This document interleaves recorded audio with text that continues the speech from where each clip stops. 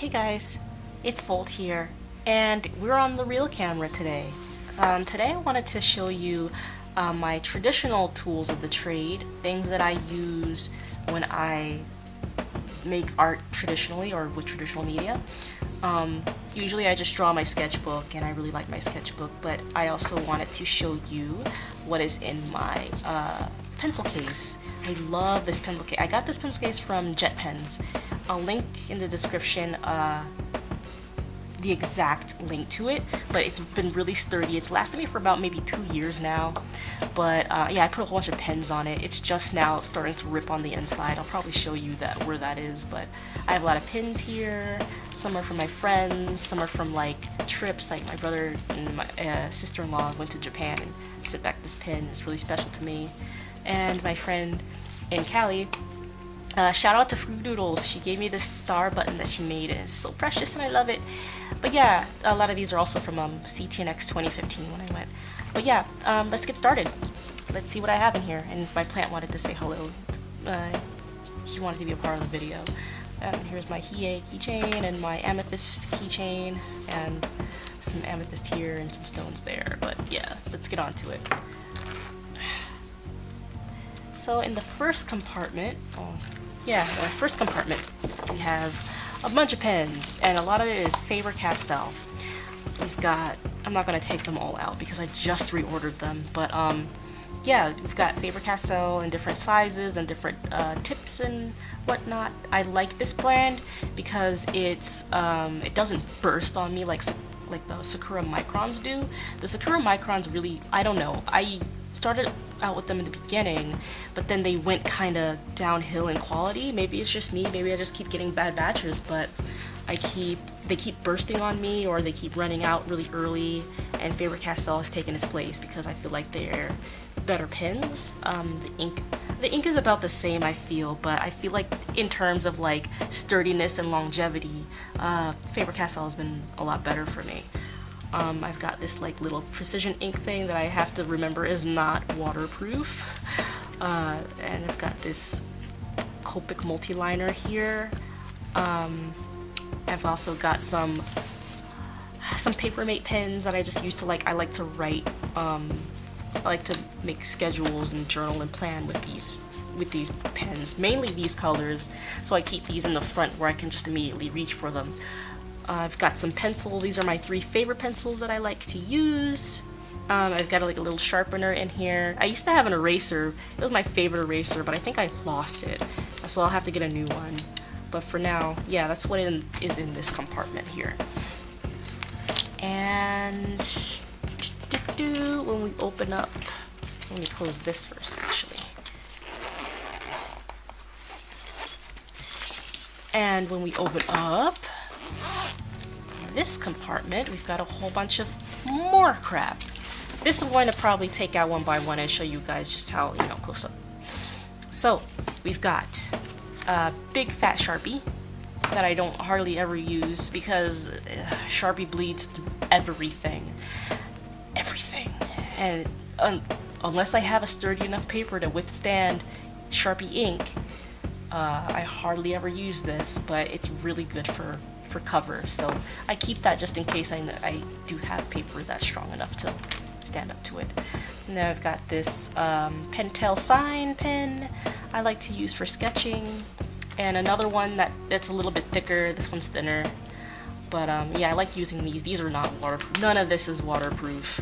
I say whether or not it's waterproof because I need to make sure that I can put my watercolors on it, which I'll show you in a sec.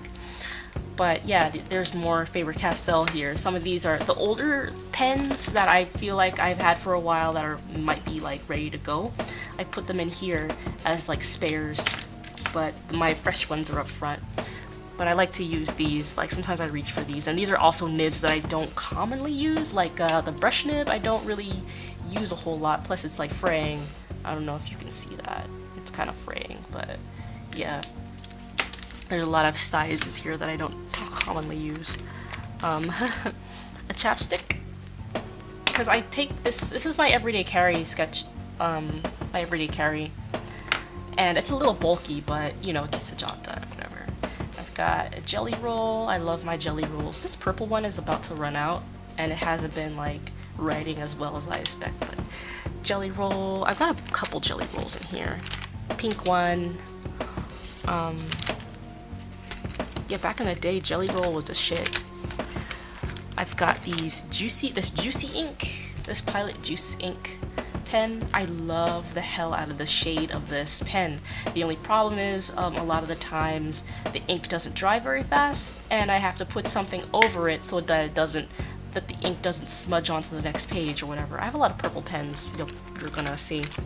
My orange Papermate pen. I like to use this for like whenever I need to like schedule things for Patreon, I write in orange, so that's this pen here.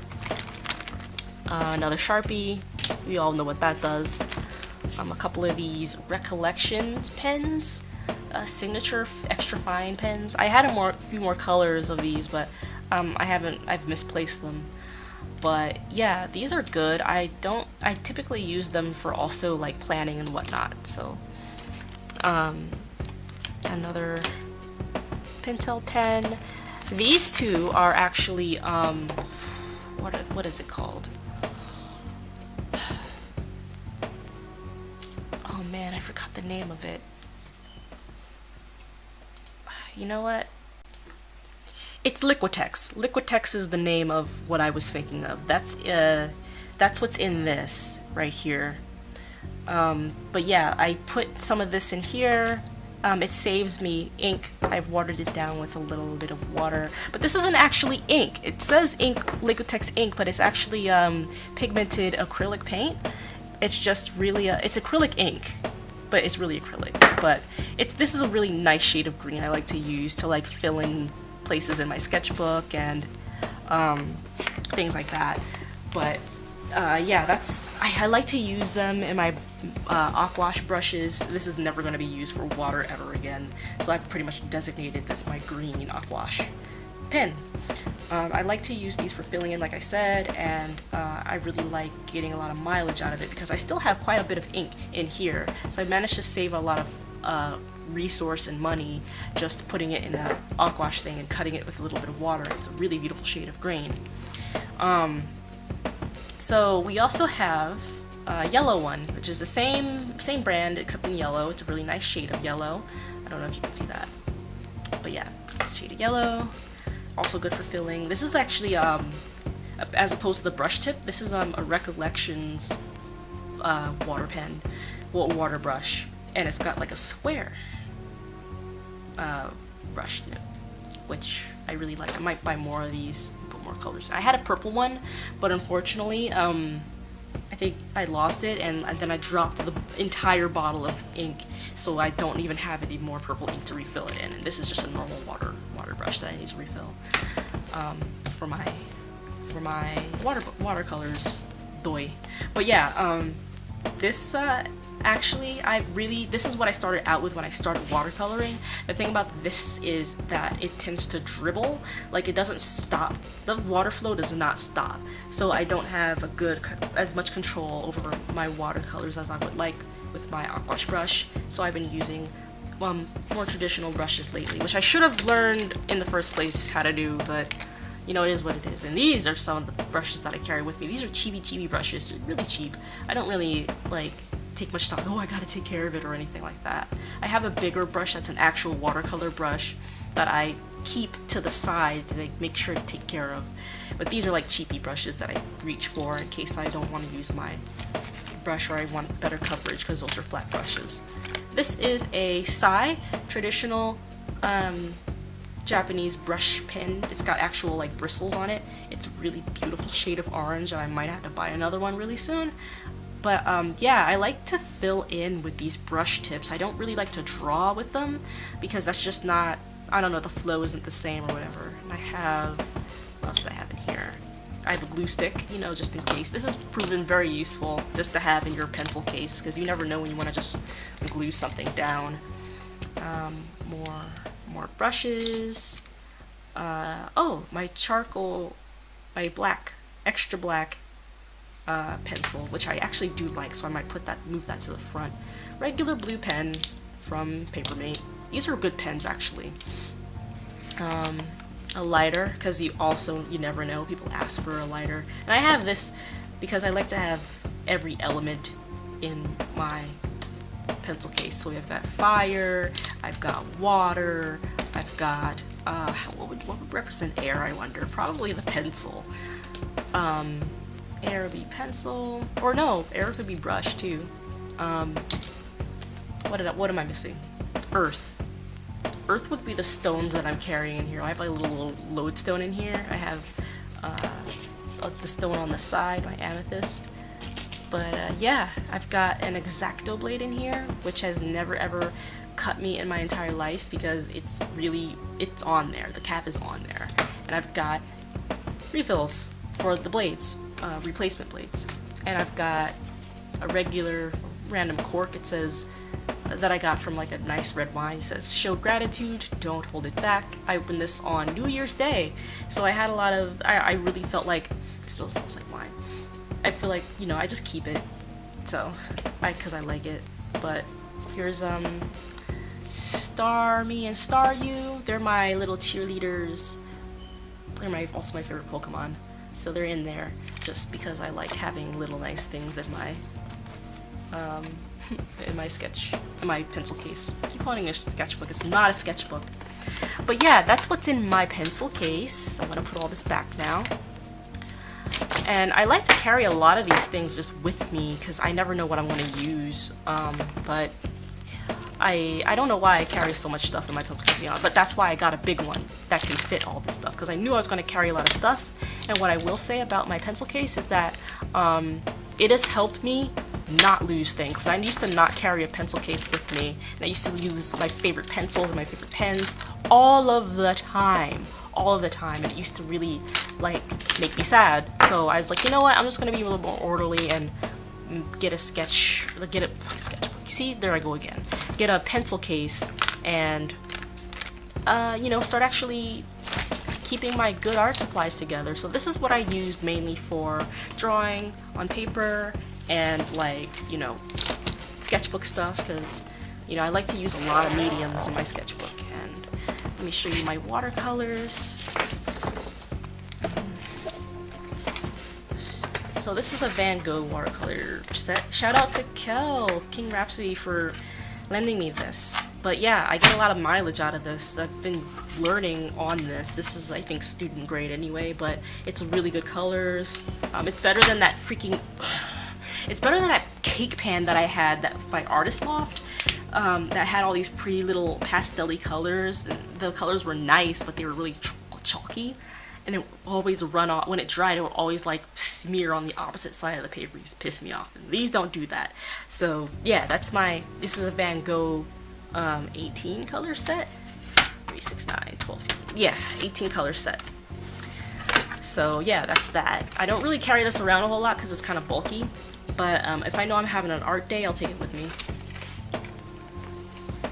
And last but not least, and I have a whole bunch of sketchbooks, guys, that I want to do sketchbook tours on individual videos. And I know I showed you this sketchbook. Hold on, let me bring it out to you guys so I can give you a reference of what I'm talking about. It's this one right here. It's this sketchbook that I was going to use for my storyboarding studies and whatnot and everything. And I'm still going to use it because it's a really good sketchbook and it's good for like laying down inks and whatnot. I think that's as far as I went in terms of showing you guys a sneak preview before, but I really haven't gotten that much further in this sketchbook. I still want to use this. There hasn't really been a change of plan in using this, but I use this mostly for like my everyday as a part of my everyday carry for art. It's a Traveler's Company, Traveler's Notebook, formerly known as Midori.